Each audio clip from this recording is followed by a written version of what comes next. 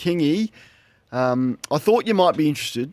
I thought this was right up your alley after the All-Stars Fremantle game on Saturday night. The coach, Justin Longmuir, was asked if the game style they played on Saturday night was going to be reflective of the game style they're going to play throughout the season. Well, we tried to focus on us, understanding that we're a bit of unexpected about where their players were going to line up and how they were going to play, and probably a lack of structure and opportunity to scout the opposition. So there's those bits and pieces we prepared our players for. And then we played a pretty vanilla brand. It's interesting because all the other teams would get the vision and be able to watch it from behind the goal. So we tried to keep it pretty vanilla, and we'll work on bits and pieces next week when we've got match sim and the vision's not released. What a waste of time. What a waste of time. Why would you play a vanilla brand of footy when you've got 2 hours of opportunity to marshal the troops, to gather, to hit the season at full speed? This nonsense about our opposition getting behind the goal vision. What do you reckon you're going to sneak up on Geelong? You're going to sneak up on an AFL team that's programmed to win an inch of its life? I couldn't believe that. And these practice matches are not life and death. They're not. But wouldn't you be experimenting with players in different positions? Wouldn't you still be rigid in how you want to play? How you want to play is fundamentally all that matters. Because at the end of the season, talent for talent is pretty even. If you're talking, last 4 standing, last 6 standing. I just reckon you got to hit the ground running, Cornesy. The first 6 weeks of the season are everything. It was a bizarre statement. I agree with you, and I heard it. I read it, and now we heard it, and I thought of you straight away. They had 43 entries, they kicked 9 goals, and they played exactly that. They played vanilla. Now, they were missing some personnel, so you go, okay, well, no Young, no Fife, no Pearce, no Bolton, no Darcy, albeit I'm not expecting Darcy will be there that much. But so you factor that in, but this is a side that needs to go. They need to practice going as much as you possibly can. We don't need 9 goals, 43 entries. And you think, Shea Bolton's going, I'm playing in this fast, small forward line. We're switching the ball. We're changing angles. We're putting elite pressure on. We're having fun. We're celebrating goals. And I've got to go back to this boring Fremantle side. Now, we don't want to overreact too much to pre-season, but if one team needs practice, and there's only one proper practice game before they start, and they're going to need to get off to a good start, then you've got to implement the way that you want to play, at least sort of 80% of the style that you want to play. Because you're right. You think Justin's going to sit there and come up with something that no one's seen before? Like, you think there's coaches and scouts out there going, geez, did you see what... expect that. We've never seen that before. Never seen it. Hadn't planned for that. So you've just got to get good at what you want to do to the point where everyone knows what's coming, but you're just too good and they can't stop it. That's what the best team...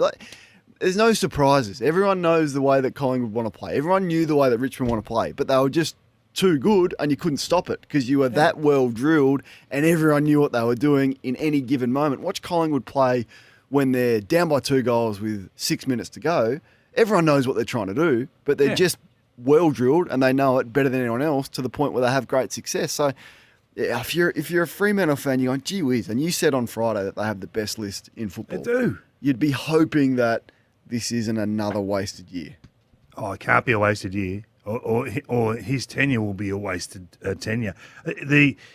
For him to say they played a vanilla brand, right? I'm thinking, what? I went back and watched the first quarter again. They brought the ball out of the defensive half. I'm not going to get too deep into the footy. 16 times, right, in the first quarter for 1 point. I'm thinking this is a team that has all the tools, and you throw Bolton in there. I know that they're not going 100% rat power and they're bringing players on and off and they're trialling some players in different positions and all that sort of stuff. But tell Caleb Sarong that it wasn't life and death on the weekend. He was everywhere. Like, he was terrific. I just wondered what the message is to the group if you're not really taking this. I love the teams that you just know they're going to compete. When it's on, it's on. And you throw them out there and you see the competitor in these guys come to the fore. I thought Frederick was terrific. He looks to have taken the next step. I think there's a lot to like about some of the lesser lots, like Carl Warner and those sort of guys. There's enough there to say, okay, there's going to be pressure on for positions and all that sort of thing. But I don't like that mindset because I think it can leak into your group at a really bad stage of the year. You got to let your players cook a little bit, particularly in these games. Like there was one with the Indigenous players. There was one Stephen May intercepted the ball across half-back and he went, or it might have been a free kick, and he gone straight down the middle. Like risky kick, and Bolton's taken a contested mark in the middle of the ground. And then they're out. Like once you win that contest in the middle, you are gone. And Horn Francis gets on the end of it and kicks a goal from 50. I'm going, gee, that's exciting. That gives everyone a boost. And you've let your players play to their strength. They've got Bolton. He can do that. He's a special player. So you hope the shackles aren't on. And I thought the best piece of play was Tracy won a contest across half forward. He burst through a couple and hit Amos. So that's the level of talent you've got. You've got Tracy who could be anything. Allow him maybe to play up a bit higher, win contest, and then explode like he did. But yeah, I mean, as I said, we're not going to overreact, but I think Fremantle need as much practice as they can of playing the way that they want to play, and they're not hiding anything. They've had plenty of practice of playing vanilla, trust me. Yeah. But I thought the momentum gathered by the Indigenous boys was just terrific. I mean, we're talking about a Northern Territory team and what that would look like. Clearly, that would be largely made up of local product, and that's why we're starting these sort of teams where we're starting them. So I thought they played such an exciting brand of footy. It was infectious. The smiling on the faces, the celebrations. That we're here to not just play well and perform. We're here to entertain. I thought it was terrific. Horn Francis, and we talk about him a lot. I get it, Rob. His first quarter, and he played what, just over half of the quarter. Yeah. 8 touches, kicked a big goal. It was so exciting. It's the best game I've seen Jai Simpkin play for a while. So this is a guy who's trying to really establish himself as a frontline player, not only at the Kangaroos but across the competition. For him to have 30 and 10 clearances was huge. And Bobby Hill, Bobby Hill can do this, right? We've seen him do it on the biggest stage, but last year was an erratic year. So to see him just stamp this sort of performance, I thought, you know what, this is why Collingwood are so excited about their prospects this year. There are so many players that they feel are back into that rusted on, let's go mentality in 2025. The other thing I wanted to ask you as well is maybe for the first time, is an elite crop of small forwards more important than an elite crop of tall forwards? Now, watching the Indigenous players play, and it was Pickett and it was Hill and it was Bolton and it was Rioli, like they had the ability to put this unbelievable amount of pressure on and make something out of nothing. And we've seen teams now win premierships without big, imposing Wayne Carey star forwards.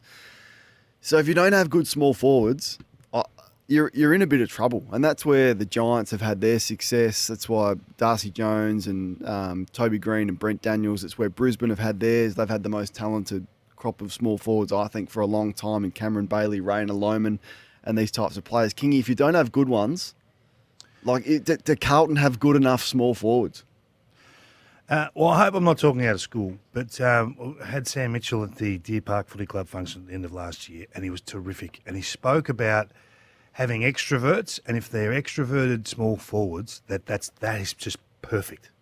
Those guys that bring the energy givers, the energy providers. They don't take energy, they provide it. And he said, he's of the opinion, and I hope I'm not breaching his confidence here, he said you can't win the flag without an elite group of small forwards. They're the most important group on the ground. And when you look at Norm Smith medalists over the years, it's always the guys that have the ability to hit the scoreboard, whether they be half forward or centre forward type players. I think you're right. And the argument about centre half forward, full forward types versus the hybrids has been going for years. I mean, I remember arguing with Jared Healy years ago about Jesse Hogan versus Jake Stringer when we're talking 10 years ago or 8 years ago. Yeah. So this is not a first time discussion. No. But the way the game's moved now to high speed transition, it does suit the smalls. Well, and this is a good opportunity for you to reflect on the smalls that you have, or the hybrids, or the high, whatever you want to call them, 6-man, whatever you want to call them. Have you got a fifth? Have you got a sixth that get up? And we all know and can picture the way that Hawthorn have done it. And they've got 6 or 7 of them that can play that role. So they're set. The Giants are probably set. Brisbane are set.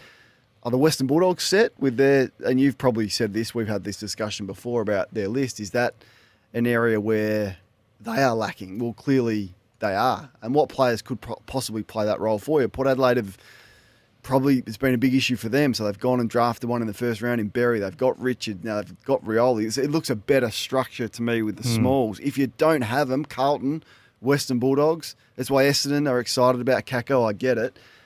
You're in trouble. And I guess it just hit home with watching the Indigenous team. Imagine if you could wheel a team out with 4 All-Australian small forwards essentially in your lineup. It would be frightening. The other game, I know you got to watch it for 8 hours, which was a real bonus. It was good. Out there watching it, that first sort of 30 minutes when the conditions were pretty good. The Reid versus Darcy battle was really fascinating. Darcy did some special things, reaching up taking the ball at its highest point, pretty much in the goal square area. He is going to be the biggest goal square force in the game in 2025. Correct. The biggest 0 to 15 headache that the game has seen for a little while. So we did our over-under for wins. Yep. What if you're framing the market for over-under goals for Darcy this year, Sam Darcy? What would you have it? I was thinking about. I think he kicked 38 last year, just off the top of my head. I think I put on a tweet that he's going north of 50 this year. Yeah, I was going to say 2 weeks ago. 55. He's going to get more target. No, not really, because he's going to get more opportunity with Jamara not there, and just maybe. In a silly sense, you always want Jamara there because the more flexibility you can have, the better, and you stay at full rat power with those tools forward of the ball. No one wants Jamara to be absent from this lineup, but if he is to be for a sustained period, it may just suit Norton with some more space and scope to lead up and be the absolute centre half forward type, and Darcy to be 0 to 15. Don't use him in the ruck. I don't mind the big boy in the ruck. It's just an interesting discussion. He looks like just a bash and crasher. Yeah, he looks like Mummy when he first started, He got the biggest pair of shorts you've seen, and he's a bit rough and ready to go, and it's just terrific. I don't mind the big bloke that has a crack like that. Yeah. It can drag the group in. I thought Garcia was really good. The importance of lob down back smacks you in the face when you see no Jones down there. I want to throw one at you. Are they wasting Waitman? Like he's kicked 36, 34 and 27 the last 3 years, right? He doesn't go in for centre bounces. And I think, why wouldn't you have this guy get as much ball as he can get? 8 centre bounce opportunities last year. He went in 8 times, and guess what? They won 6 of the 8. If you look at that percentage, right? Centre bounce wins to go inside 50. He's 75%. He's number 1 at the Dogs. He's number 1 at the Dogs from a 1 centre bounce onto the scoreboard. This guy creates things. I would love to see him get more opportunity up the field. Now, I know he's had a semi-impacted pre-season, but he's been in the system for long enough now to get through. I think you've got to explore this talent. Find out what the ceiling is for this guy. Have him drift forward. He's 24 years of age. He's played nearly 80 games. Give him more opportunity. Give him more responsibility and challenge him to become the Shea Bolton type that can start in the middle and get forward. The Dustin Martin role that we all talk about. Is he a fireball all-star yet, Waitman? Or is there any... I think he's got the potential to do, not to the level of Isaac Heaney, but that style of trajectory. He's by definition of his role, he can only impact the game 8 times a week. Could he be Papley? Yeah, absolutely. The way they use Papley. Yeah, but Papley goes in the middle. Yeah, that's what I'm saying. Yeah, well, the Dustin Martin role, the role, the centre forward role, I think you've got to give him more opportunity to get his hands on the ball. They don't bat deep enough in the middle to not have the availability of Cody Waitman in there. Kingy, what else did you see from the Bombers in your travels? From the Bombers? What do you think about Big Draper forward of the ball? Does the ruckman actually work like that forward of the ball? I mean, doesn't strike me as a natural, but then he did a couple of things and you think, you know what? I'd be surprised if he could maintain, some of this form forward of the ball, but it's an experiment that that Brad's enjoying. Yeah, look, I don't think 2 genuine ruckmen work. If you're going to play 2, one of them has to have genuine forward craft. And I don't think Draper has genuine forward craft. He's more your bash and crash. Can you kick it? Can you grab it from stoppage and score in that way? I've rarely seen him sort of lead out and take marks with forward craft or be a genuine contested marking threat. So I don't know how long that would last. I would still think he's your number 1 ruck. I know they want Brian to have the experience, and that's fine in the preseason. Same with Same with Freo. Like on Saturday night, Jackson doesn't really ruck. Like he's forward or he's in there as a midfielder. Now, Reedy, I don't mind him as a player, but in round one, I would hope that Luke Jackson starts as the main ruck with Darcy not there and rucks for 75 to 80% of the game. He's not a forward. He's not a forward. I know he can impact scores, but usually that's done from the ruck, not... I know you really love the Saturday night game, but stay with me on Saturday afternoon. Okay. I was just... Lewis Hayes, centre half back for the Bombers. I know he's been in the VFL program for a couple of years, 20 years of age now. He was a high pick. I think he was a pick in the 20s for the Bombers a couple of years ago. I think he's ready to take the next step. And Reid playing essentially fullback. I know Benny Mackay's coming back in this lineup, obviously. But Lewis Hayes is someone they should explore. If you're going to spend, say, a pick in the 20s on these guys, you've got to give him an opportunity. He looked confident enough to leave Norton and go and intercept Mark.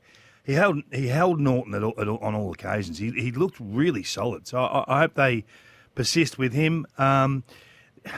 We like Merritt centre forward as he is, and Shield half back or centre back, whatever you want to call it. Do we like Shield? I know he played pretty well, had a stack of it. Do we like Shield across half-back as an aggressive half-back? Does he have the ball use to be dangerous off half-back? I don't think he'll be a permanent fixture there. I think he'll be obligated to move him around because they just don't bat deep enough in the middle. And there's a lot of guys getting opportunity that you really couldn't sign off being a starting midfielder at round 5. Hobbs. Now. Yep. Like Hobbs. Is Sardis actually going to be that guy? Yep. Is Perkins, is he just a half-forward flanker? Is he more than that? Who knows? But we sort of know what Merritt is, but he's 30 this year. And Shield's 32 in a couple of weeks. And Parrish isn't young either. You sometimes just need to throw these young guys in at half-back. It's probably a position they can come in and play. But Tom Edwards was the story, wasn't he? Yep. I took a mad Bombers man to the footy with me on the week. He said, look, this West Australian kid they're looking at, Tom, I think he's all right. And I said, you don't know much about him. Let's have a look. So in the warm-up, he was wearing Ridley's top. He goes, that's him. Took us a while to find him. That's him, And, I'm thinking, okay, we'll see how he goes, He kicked 4, absolutely ripped it to shreds. And I said, mate, give me someone that's not so obvious. But it's good to see. Are they obligated to put him on the list now? Well, it's him or Baldwin, isn't it? That's the discussion. Yeah. It's going to be hard to overlook, isn't he? Like, Kane Baldwin's not going to move the needle for you. Can this guy kick you 2 or 3 in 2 or 3 games this year? It might be the difference.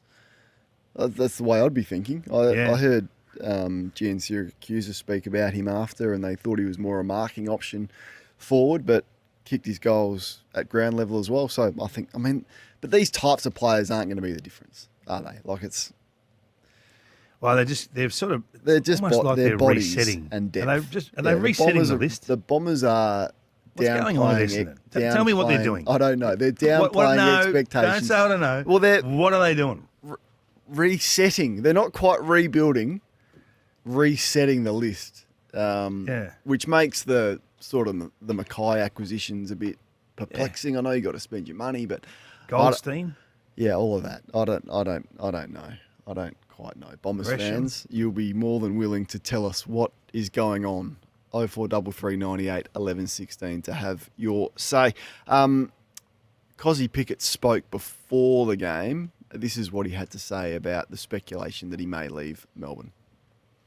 I got friends, I'm allowed to talk to them, I guess, but I'm contracted at Melbourne. I'm having fun there, and I love it at the club. So it's always, a bit of homesick, but I'm still contracted. I still have to do my time there. Yeah, well, me and Goody, we always have open and honest conversations, and me to be able to, express myself and express my homesickness is a part of our relationship. We're pretty close, so yeah. Pretty honest, and good audio. I guess the one line that was picked up was I have to do my time there, but he's pretty complimentary of the footy club, like by and large. But it's going to be a real test for him, I think, King. Like clearly at the end of the year, you would think he's going to request a trade. Now, whether Melbourne allow him to leave or not. But he's had issues with discipline and suspension. Going to miss the first 3, I think it is, of the season. A real challenge for him to live under this speculation and still perform, because we've just had the discussion around small forwards. He'd be in the top 5 in the league, and Melbourne need him to have a big year. Yeah, he's set for a big year. He really is, seeing him through the pre-season. He looks fit. He's ripped their training to shreds. And everyone says, oh, it's only match sim, it's only training, but he didn't do it last year. So to see some sort of growth, it's what we're all about. We're about growth, Cornesy. You and I would talk a lot about, people getting better, that role now being a more of a hybrid midfield role / forward of centre, whatever you want to call it. It's not just forward pocket, starvation corner anymore. He can be more than that for this group. Now, Melbourne have put a lot of time into this guy and actually fought off the fact that he has wanted to, he's homesick. He wants to get out of here multiple times. So I don't see this as any different, the challenge for Melbourne this year as to last. And players coming out of contract or a year from coming out of contract, that we talk, what the boys call the pre-agents, don't they? I think the biggest pre-agent this year will be Zach Butters. The offers will be coming thick and fast, and Port will be making decisions here. Hang on, what do we do here? Do we give him the big deal? The money that will come at a player like Zach Butters will just be ridiculous. I look forward to talking later on to Mitch Cleary about those sorts of things. If he'll talk to you, I'm not sure, but he certainly will talk to me about those sort of things. We'll get Mitch on very, very shortly. But Kozzie won't go anywhere. I think Kozzie's gone. Kozzie's gone. Kozzie's as gone as you could gone be. Unless Melbourne do something that not many clubs are willing to do, and that is hold him to his contract, more clubs should do it. Unless that happens, and it's rare for it to happen, it doesn't happen very often, he is gone. He will 100% request a trade at the end of the year. Round 126 is in what colour uniform? No, I would think Fremantle. Yeah, I would think that's just going to happen because you need to look after. Jesus. Well, what have we got list managers for? We've seen it. I don't know. Well, ask Alex Neil-Bullen. Do you think Melbourne want to keep him? No, he's got personal. Personal reasons. That's what family. But that's what Kozzie Pickett will say, King. No, I think that was a bit different. Well, the same thing will happen. Personal reasons. I understand children and all of that. This is the same thing that will happen. You watch. And we'll discuss this time next year if we're still on the air. Can I put something on the radar here? I've been listening to the Tigers coach talk for a while now, and they did a presentation, put it on the social media. The captaincy announcement. Let's have a quick listen. And today we're going to announce our leadership group. I want to talk about everyone, okay? There's a responsibility of the boys that are named in our leadership group, but we do it all together. I said it all year. It's our strength in numbers, okay? So Nank's going to be our skipper. Again.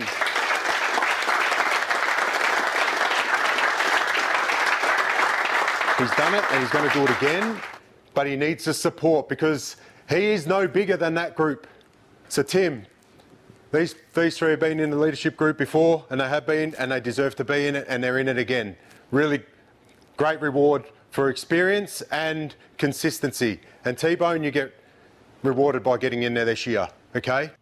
Many different ways to coach, Cornesy. No right, no wrong. Some are tactically brilliant. Some are tapped into the players emotionally and connected like you wouldn't believe. And you get different responses from both. What's your query? What's your qualm? I love what they do with the social media postings, but they've got to sell the coach well. They've got to sell the coach as a motivator. You don't think that deep? No way. I mean, if you listen to that whole thing in totality, I think he come across as sort of bouncing around a little bit. He didn't come across as in terms of celebrating the appointment. There was not a lot of detail in the discussion.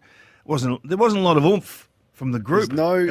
I've seen these videos before at other clubs, and the joints, they're jumping. I just felt like it was it wasn't Adem Yze, it was Adem Yze.